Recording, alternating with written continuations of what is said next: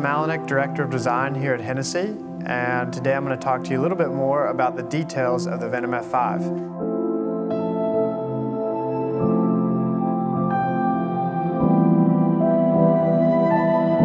Starting at the front of the car, the first thing I want to highlight is actually one of the smallest pieces of the car.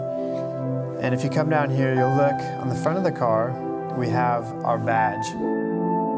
So it's 8 microns thin, aluminum, and just to give you some perspective, that's thinner than a strand of hair.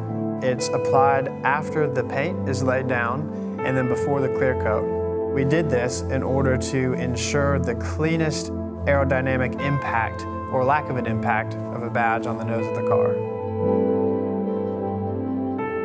For our own design for our first in-house car, it was very important to create a distinct signature.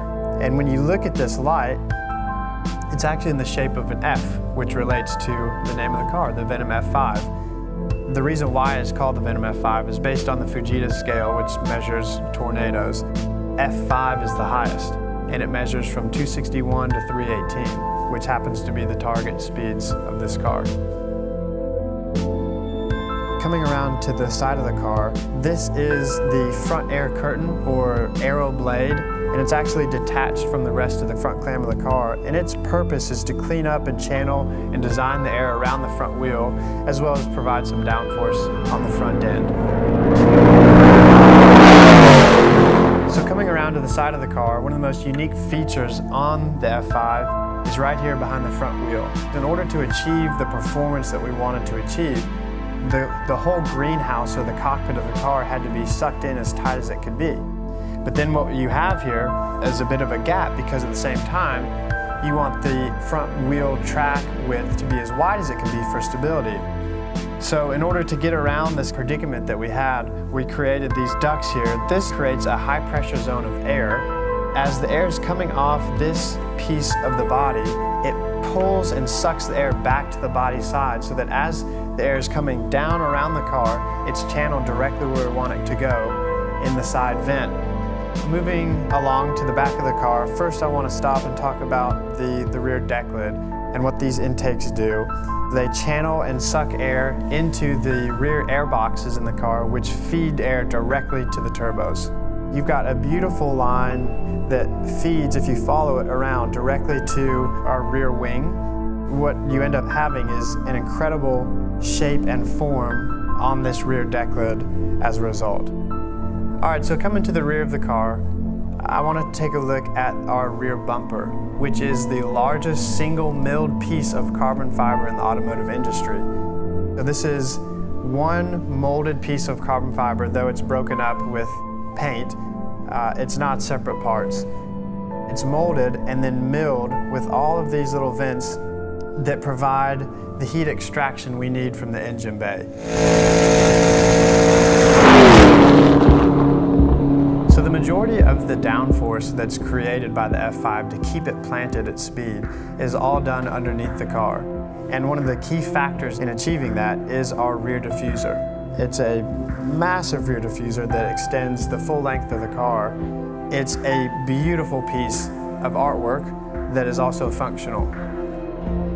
Within the rear tail lamp is a sort of reverse aqueduct, which acts to extract hot air rapidly from the engine bay. And so you can actually stick your hand completely through the tail lamp, and that goes straight to the engine bay. Underneath this carbon fiber engine cover is the heart of the beast, the engine that powers the Venom F5. And it generates a lot of heat. In order to get that heat out, we've used a few materials, one of which is gold leaf, directly on the rear bulkhead, as well as a material called Cerakote, which is uniquely designed to reflect and distribute heat across the body panels on the back of the car. All right, let's take a look on the inside of the Venom F5 to look at some more detail.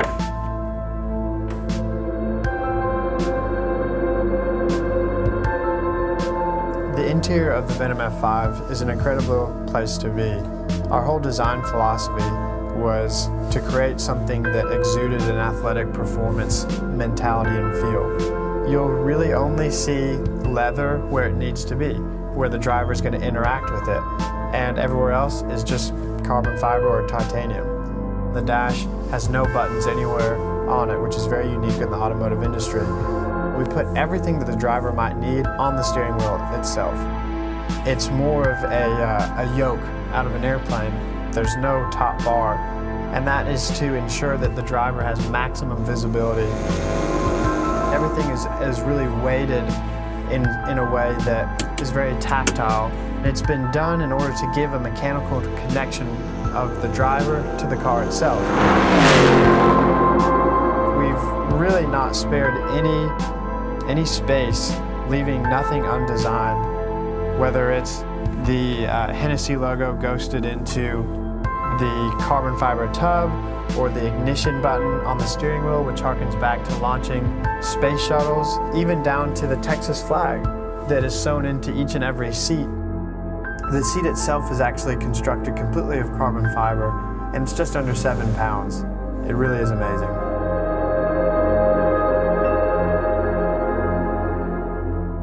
There's over 3,000 bespoke parts that make up the Venom F5, excluding the engine, and over 600 carbon fiber molds.